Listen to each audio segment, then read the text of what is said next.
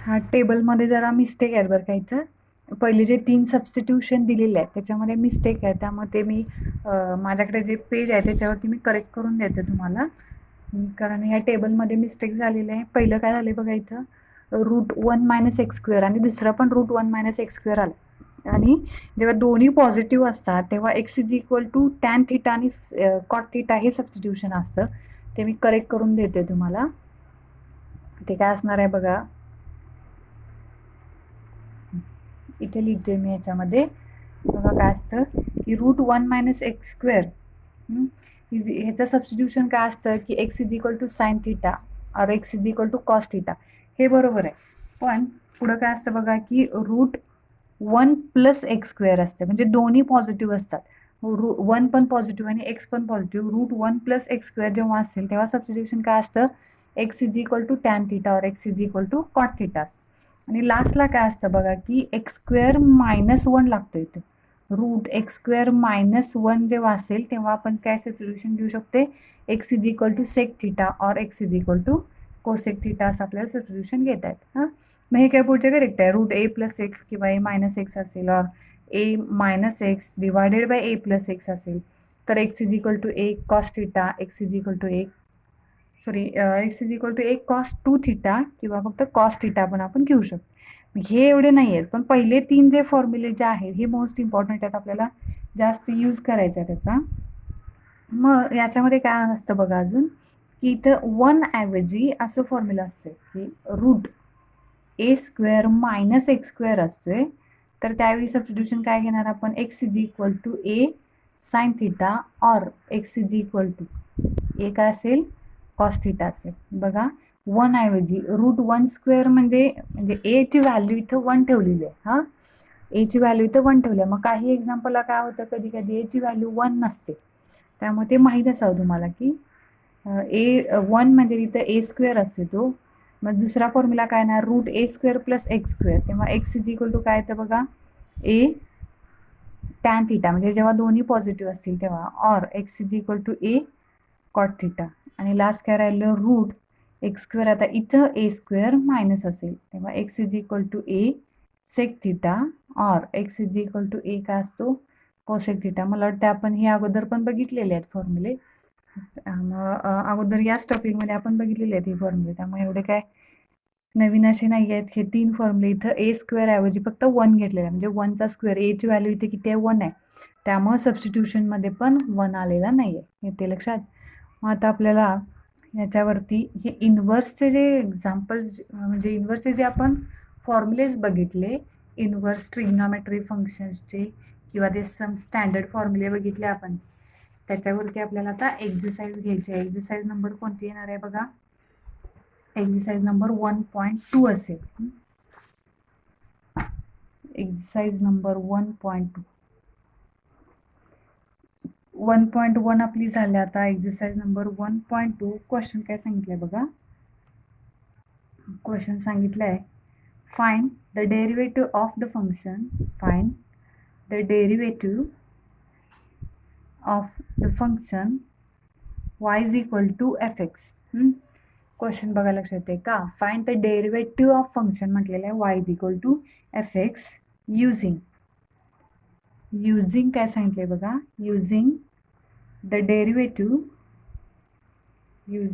Derivative of inverse function. म्हणजे y is equal to fx या फंक्शनचं derivative आपण find करणार आहे, पण ते इन्व्हर्स फंक्शनचा यूज करून आपण ते फाइंड करणार आहे. Using inverse function. मग ते इन्व्हर्स फंक्शन याचं काय येईल, x is equal to f inverse of y येईल. ऑफ द फॉलोइंग म्हटलेलं आहे. हां, ऑफ काय असेल इथं, फॉलोइंग. हां, मग फर्स्ट एक्झाम्पल काय दिले बघा. फर्स्ट दिलेलं आहे y is equal to √x असं फंक्शन आपल्याला दिलेलं आहे. मग हा y is equal to fx प्रमाणे आपल्याला एक फंक्शन दिलेलं आहे की y is equal to √x दिलेलं आहे. मग याचं डेरिव्हेटिव्ह आपण फाइंड करणार आहे. मग डेरिव्हेटिव्ह फाइंड करताना मात्र काय सांगितलं की x is equal to f inverse of y असं फंक्शन घेऊन आपल्याला डेरिव्हेटिव्ह फाइंड करायचं. त्यामुळे आपल्याला काय करावं लागेल, ते फंक्शन घेऊन डेरिव्हेटिव्ह फाइंड करायचं आहे ना, इन्व्हर्स फंक्शन.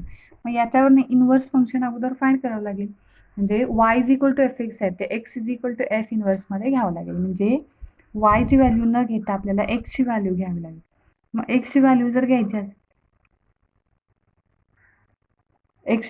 घ्यायची असेल तर आपल्याला काय करावं लागेल, स्क्वेअरिंग बोथ साईड करावं लागेल. म्हणजे काय येईल, Y square is equal to X येईल का? म्हणजेच काय आलं, X is equal to Y square आला. हा वाय म्हणजेच काय मिळालं आपल्याला, एफ इनवर्स ऑफ वाय हे फंक्शन मिळालं. लक्षात येते का? X is equal to F inverse यामध्ये घ्यायचं आहे ना, म्हणजे एक्सची व्हॅल्यू वाय मध्ये फाइंड करायची. लक्षात येते? मग एक्स इज इक्वल टू काय मिळालं आपल्याला, वाय स्क्वेअर मिळाला. मग आता हे पुढे मी डिफरन्शिएट करणार विथ रिस्पेक्ट टू, ते मात्र चेंज होणार बरं का. नेहमी आपण differentiate with respect to X करत होतो, पण इथं काय होणार आहे, differentiate with respect to Y येणार. We get. मग एक्सचं डेरिव्हेटिव्ह घ्यायचं विथ रिस्पेक्ट टू वायनं, ते काय येईल मग, D x upon D Y is equal मग वाय स्क्वेअरचं derivative D Y of Y square. येते लक्षात? म्हणजेच आता D x upon D Y आहे इज इक्वल टू याचं डेरिव्हेटिव्ह वाय स्क्वेअरचं डेरिव्हेटिव्ह. जसं एक्स स्क्वेअरचं डेरिव्हेटिव्ह आपण 2x लिहितो, तसं वाय स्क्वेअरचं डेरिव्हेटिव्ह विथ रिस्पेक्ट टू वायनं ते काय येणार आहे, 2y. ते काय मिळेल आपल्याला, 2y मिळेल. मग y म्हणजे काय आहे तो लिहायचा. y म्हणजे काय आहे, सुरुवातीला बघा इथं y इज इक्वल टू किती दिले, √x दिले ना, ती रूटची व्हॅल्यू मी तिथे लिहिली. मग हा जो मिळाला तो आपल्याला काय मिळाला, dx अपॉन dy मिळाला. पण आपल्याला फाइंड काय करायचं आहे, find the derivative of function y is equal to fx. याचं डेरिव्हेटिव्ह आपल्याला फाइंड करायचं आहे. म्हणजेच आपल्याला फाइंड काय करावं लागेल, वायचं डेरिव्हेटिव्ह म्हणजे dy बाय dx फाइंड करायचं आहे. देअरफोर मग मी dy by dx is equal to, आता आपल्याला dx अपॉन dy माहिती आहे, याचा यूज कसा करू शकते मी, इनवर्स फंक्शनचा जो थिअरम आपण बघितला आहे त्याचा यूज करायचा. म्हणजे मी इथे काय लिहू शकतोय, dy by dx is equal to dx upon dy असं आपण लिहू शकतो. मग इथं आत्ताच आपण dx अपॉन dy ची व्हॅल्यू फाइंड केल्या ना, किती आहे ती 2√x आहे मिळाली. म्हणजे dy बाय dx व्हॅल्यू किती मिळाली, 1/2√x. बरोबर आहे का. आता y is equal to √x दिलेलं आहे, हे ॲज इट इज जर आपण डिफरन्शिएट केलं विथ रिस्पेक्ट टू एक्सनं, तर dy by dx is equal to, इथे एक्झाम्पल सॉल्व्ह होतंय, dy by dx is equal to आपण किती लिहू शकतोय, 1/2√x लिहू शकतोय ना, डायरेक्ट डेरिव्हेटिव्ह. हे फाइंड करू शकते आपण, म्हणजे आपल्याला आन्सर अगोदर माहिती आहे, पण ते कसं सॉल्व्ह करायला सांगितलं आपल्याला, इनवर्स फंक्शनचा यूज करून सॉल्व्ह करायला. त्यामुळे मी ही सगळी प्रोसेस केली. लक्षात येते? नाहीतर इथेच आपण डेरिव्हेटिव्ह एका स्टेपमध्ये घेऊ शकतोय की dy by dx is equal to 1/2√x. पण इथं तसं सॉल्व्ह न करता इनवर्सचा यूज करायचा, इनवर्स फंक्शनचा. त्यामुळे आपल्याला ते या मेथडनं डिफरन्शिएट करावं लागेल. आता सेकंड एक्झाम्पल बघूया. इझी आहेत एक्झाम्पल, फार काय टफ नाही आहेत. सेकंड एक्झाम्पल आहे y is equal to √2 minus √x. काय दिलेलं आहे, मग y इज इक्वल टू रूटमध्ये 2 मायनस परत √x आहे.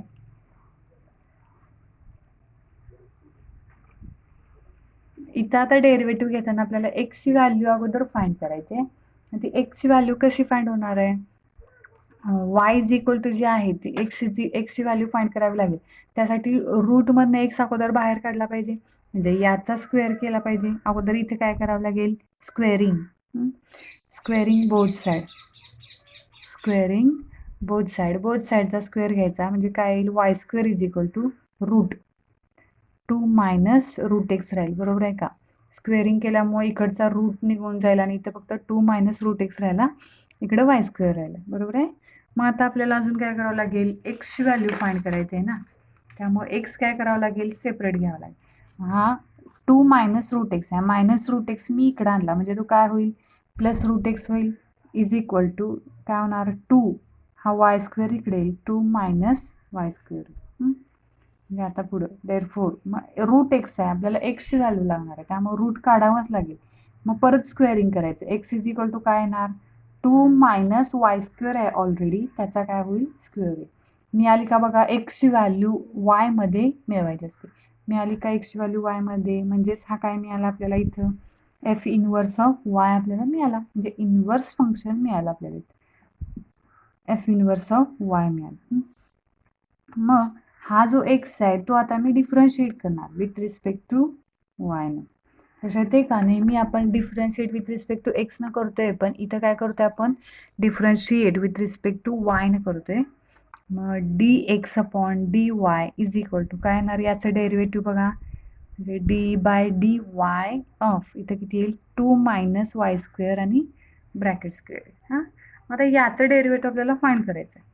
मग ब्रॅकेटचा स्क्वेअर आहे, एक्स रेस टू एनच्या फॉर्म्युलानुसार एक्स रेस टू एनच्या फॉर्म्युलानुसार ब्रॅकेट एक्स ऐवजी ब्रॅकेट आलाय त्याचा स्क्वेअर आहे, तर आपण किती लिहिणार 2 आणि तो ब्रॅकेट ॲज इट इज लिहायचा.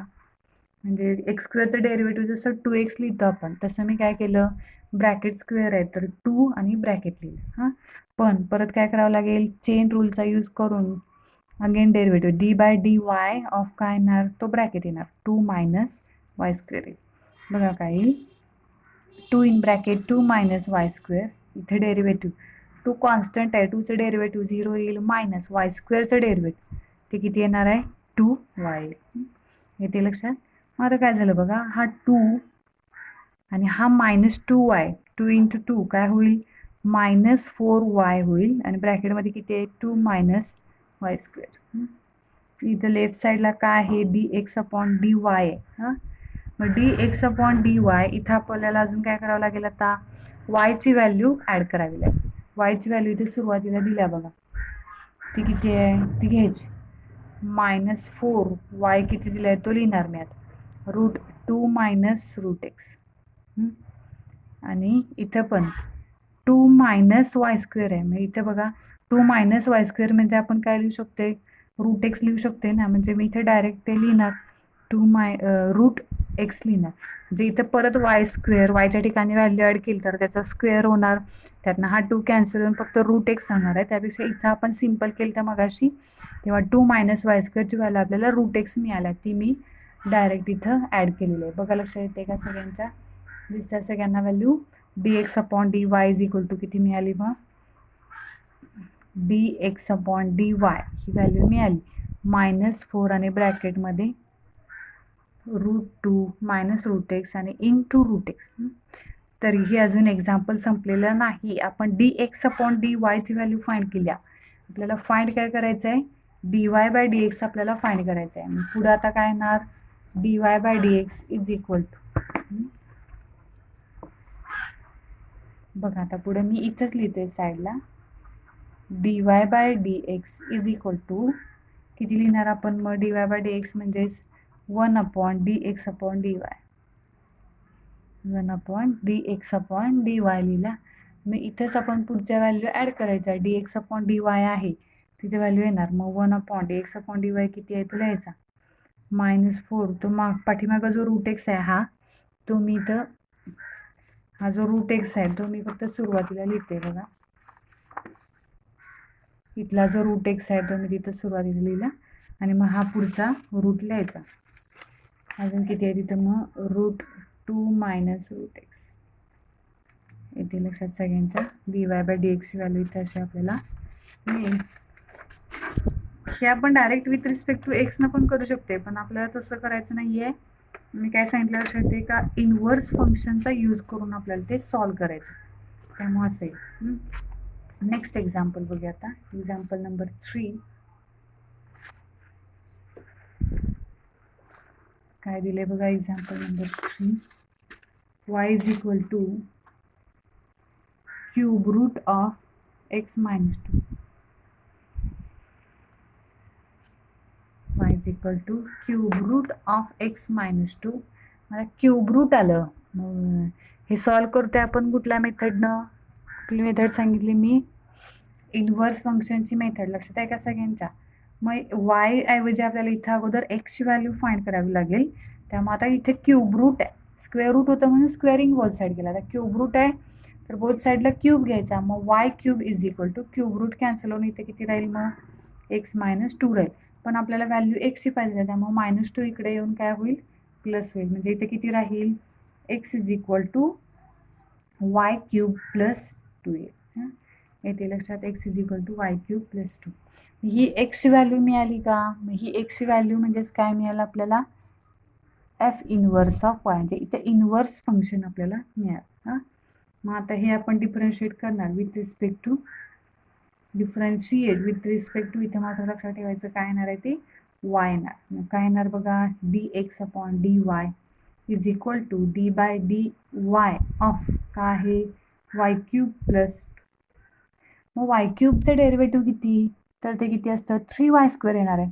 प्लस 2 काय आहे कॉन्स्टंट आहे, त्यामुळे त्याचं डेरिव्हेटिव्ह काय येईल 0 येईल. हां मग आता पुढं 3 वायची व्हॅल्यू जर बघितली तर क्यूब रूट ऑफ किती आहे x मायनस 2 आहे. मग क्यूब रूट म्हणजेच काय लिहू शकतो आपण x minus 2 bracket raise to 1/3 लिहू शकते का. म्हणजे वायची व्हॅल्यू मी किती ॲड करू शकते x minus 2 bracket raise to 1/3 आणि ऑलरेडी वायला स्क्वेअर आहे, त्यामुळे काय आलं बघा 3x minus 2 bracket raise to किती येईल 2/3 येईल. येते लक्षात. पण ही व्हॅल्यू मिळाली ती आपल्याला कशाची मिळाली, dx अपॉन dy ची व्हॅल्यू मिळाली. आपल्याला पाहिजे काय dy बाय dx पाहिजे. Therefore dy by dx is equal to 1 upon dx upon dy. हां मग इथं व्हॅल्यू आता मी ॲड करणार 1 upon dx upon dy 3x minus 2 bracket raise to किती येईल 2/3. येते लक्षात. क्वेश्चन 1 मधले काही एक्झाम्पल्स आपण घेतलेले.